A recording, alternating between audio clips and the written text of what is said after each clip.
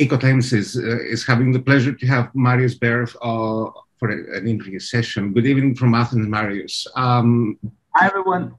I am excited, and I really wanted to interview you because there is something that I'm hearing in your voice. Your voice is really touching. You know what? With no offense, I think that your song will be my next Christmas song. The moment that I'm going to exchange gifts with friends and family. Oh, lovely. Thank you so much. Yeah, it gives you a bit like a Walt Disney feeling behind it. Some people say, okay, it's a Christmas mood, but it's like the thing was like giving it like a Walt Disney romantic on the video. But that's a Christmas vibe kind of. From what I understand from the lyrics, you are talking about childhood and how a man cannot be afraid of his childhood. What really inspired you in the song? What's the story behind? So the story of Boys to Cry, it's not exactly about the childhood. It's about masculinity overall. It's about nowadays it's really hard to define masculinity. What's a good man, and I always felt, for me, I'm a really emotional man, and I'm not scared of showing emotions. I think it's something really beautiful, and I also think you don't lose any strength. You don't lose any of your masculinity, if you are an emotional man. And the message of Boys to Cry is like to take away this armor and being not a toxic man, or being not a toxic man, or being not a toxic personality. I think it's the same for women. It's about being yourself and just like open up. You see, though, that they say that through music we can have a message spread to our society, but I don't see that this is actually working. How do you see your song can appeal to what happens to society right now? Sorry, one more time. I'm saying that how do you see your song appealing to the social problem of abuse right now? Through abuse. Okay. I don't think I think it's an overall theme. It's not about men abusing people or whatever. It's about the ground emotion where you were grown up with.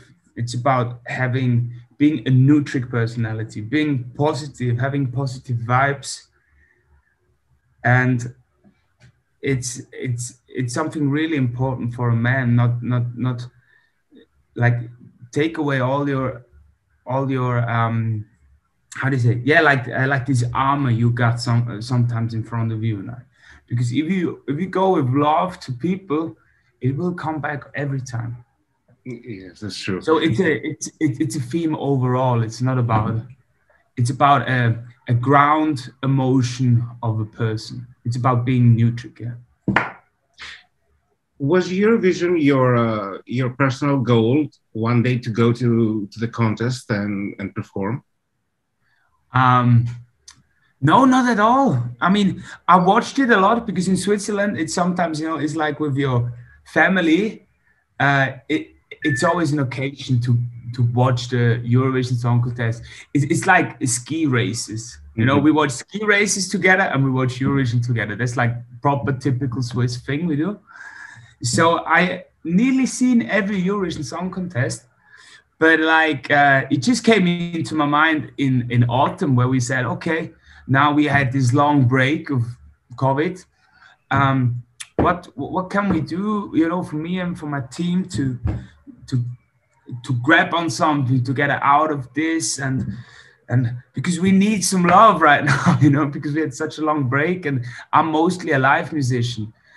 and then we came on to Eurovision Song Contest. It was like, okay, that's the thing. That's a great thing to do because it's such a beautiful event, and I have a few friends which are like big fans of it, and they told me like thousands of stories how it felt to be there and be at the pre-party, be at the contest itself. And I thought, okay, that's the love I need right now after this Corona break. And then I sent my song in, and we won. So easy it was.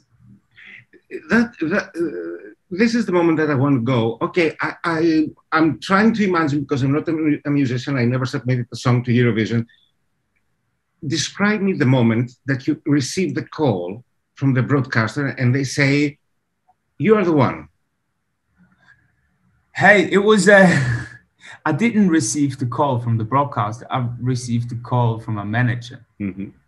And he was playing with me. He said, like, he just turned around the sentence and said, like, yeah, you know, they had so many good songs, and you know, we were in the top 5, but now we won it.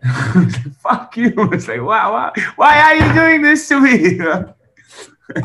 Oh, it's so nice. And what are you really planning for the Eurovision stage? Because this song is already, it's already a grande song. It's an hymn for us. What are you preparing for the stage performance?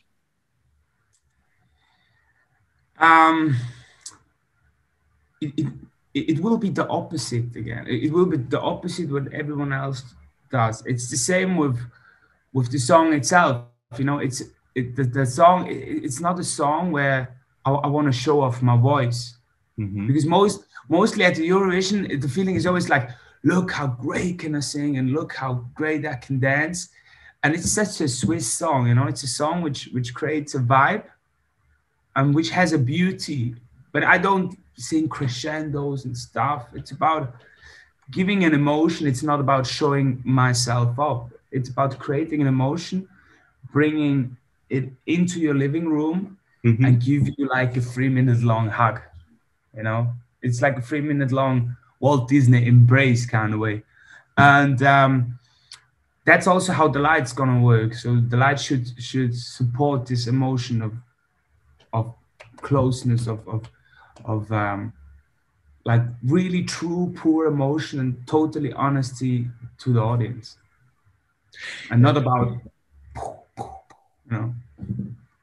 Yes. Who's going to be responsible for your stage performance? Sasha Baptiste, yeah. She's Okay. amazing. This is iconic. We all know her work. From what I see, the recent years, Switzerland is looking to get the trophy at some point. They really want the song contest back. Do you have the same sentiment that Switzerland really wants the Eurovision win? Yeah, I think so.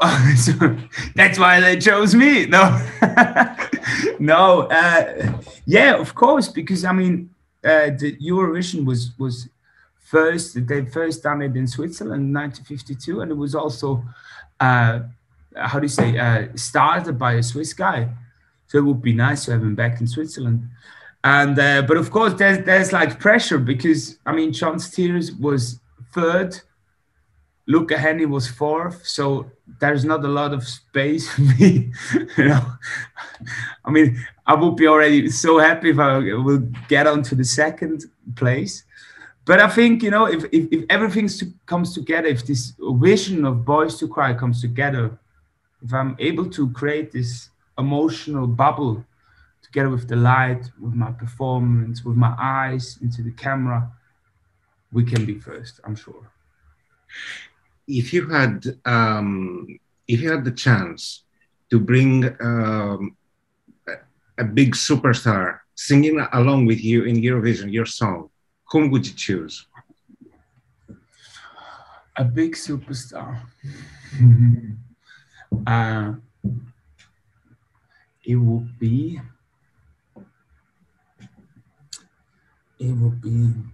Adele. I'm so old school, but I love Adele, and I would love to do a duet with her, because I think our voices will fit together, definitely.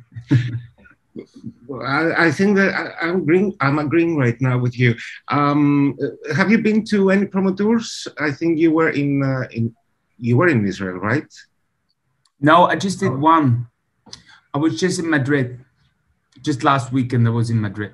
exactly. That was the only one. Yeah, because we were touring in Switzerland.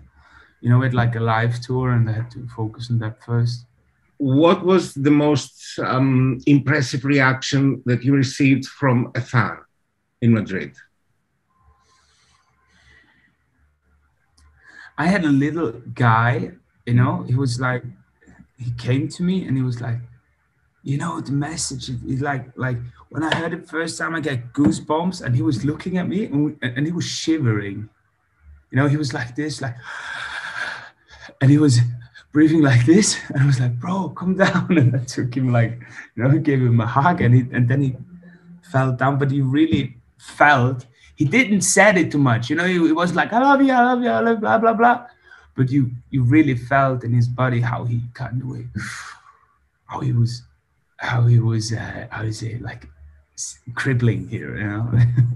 And it was a beautiful moment there. And what did you bring back from Madrid? What did you tell me some items that you brought from Madrid in your suitcase? I took 4 magnets. You know, I'm so it's an easy thing. I love magnets because it's cheap. You know, you don't have to spend too much money. You can bring it to your friends, and I have a big metal thing next to my fridge where I have like all magnets from different countries, and I'm just like collecting magnets because it's such a cool and easy thing. And You are so like me. You have to see my fridge is it's a door full of full of magnets. Yes. from every country with all the yeah, that's nice. I think it's a beautiful collection because it kind of shows where you were everywhere, you know, and memories coming back. It's a great thing. You know what would be ideal? To have a Christmas shaped tree in metal and put them all together Oh, and that's have good. great memories. Yeah, that makes sense. Or also, you know what, like a world card, you know, from the Mhm. world, a big metal World map, world yes. map, and then you're gonna put on every country you put the magnets. That could be cool too. That would be amazing. Um, how do you imagine yourself in 5 years from now as an artist? I was thinking about that. It's quite funny because my world right now, where I'm living in, it kind of like it all comes to this moment of Eurovision, and then I will decide if I'm gonna, you know, which way I'm gonna go with my music, with my private life, with my apartment, with everything. So it's all about this 3 minutes on the 14th. uh, so I kind of like, on one hand, I will be. You said 5 years from now, huh? Yeah. Uh, I want to have a family with a lot of kids. That's a big aim because I'm such a family guy. So I would love to have like five kids. But for that, I need to earn money. That means if I didn't earn too much money until then, so I won't have kids. But yeah, but like my main as a musician, because I'm such a live musician, it's about just doing my music until I'm 75 or whatever, and just like playing in front of people and giving them what I can, because I love the lifestyle of being a live musician and touring and and having all those moments and meeting all the different tribes of human society. And I think that's the most beautiful thing in my job. Uh, you've been living to New York and then you moved to the UK. Where do you think is the best place for you, the US or the European market? Hmm. I think US is a bit too far away from me. You know, it's like I think I feel already right now, you know, I feel a pressure. I feel, because the song needs a lot of guts, and I feel a pressure, especially for Switzerland, and I feel having so much on right now. And imagine you are a Justin Bieber or something. That's quite, that's such a hard job, I can tell you that. So I would love to be like an artist which could travel around Germany, Austria, Netherlands, Switzerland, France a bit, you know, like to be and tour around there and earn my money with that and play in front of every evening, playing in front of 1,000 people, and I would be like the luckiest man on earth. I think that you are the definition of how the European family should work in terms of music. That's so European for us. Yeah, it is. Yeah, because I mean, life. It's not about, you know. Then you hustle until you're somewhere. But then in the end, is it? Are you able to bring this sustainability? And especially in these days, you know, it's so busy and it's so fast. I mean, I've released an album 2 weeks ago and it's already old again. You know, it's like, but I put like thousands of francs in it, and so much time and so much thoughts and effort. But time is running faster and faster with the years, you know, and it's hard as a musician. So it's nice to have to kind of, you know, to find your community, find your audience you want to stay with, your audience which will come every year. They're gonna come again to your show, and then you can live from them and you can give them something, and you can be like one big. I always talk about the music fam, you know, having a community around you, and I think that's my main aim, because then you also can be a musician where you earn money with what you do, you know. Well, the bad news is that I will need at least 2 bottles of wine and 2 more hours to chat with you, because you're an amazing conversator. Thank you so much. I have one last question for you. Who's coming? Are you coming to Turin? We could go for a drink there. Yes, of course I'm coming. It would be ideal. But my last question for you is, who's coming to Turin to cheer for you? Sorry, one more time question. Who's coming to Turin to cheer for you from friends and family? Cheer for me. That's a good question. My father is coming, my mother, my brother, a few friends of mine. Yeah, that's it. So like the most important thing for me is that my father is coming, because he has like a medical issue, and it's really important for him to see it in the next to see it in March, because yeah, we don't know how long he's going to stay right now, so it's really important for me and for him too that he's going to be there seeing me perform. Yeah. You are aware that you already won having your family there. Yeah, definitely. That's the main thing. Yeah. Wow, that was strong, because I have similar issues, so yeah, I can connect somehow with you. Yeah, I think well, it was really a pleasure. I think you are one of the sweetest persons, a very low profile, but so strong with your voice. You really touched me. I don't know you. I don't know your music. I don't know who you are, but I know that in May, I want to hear your song. And that's a big victory for me. Yeah.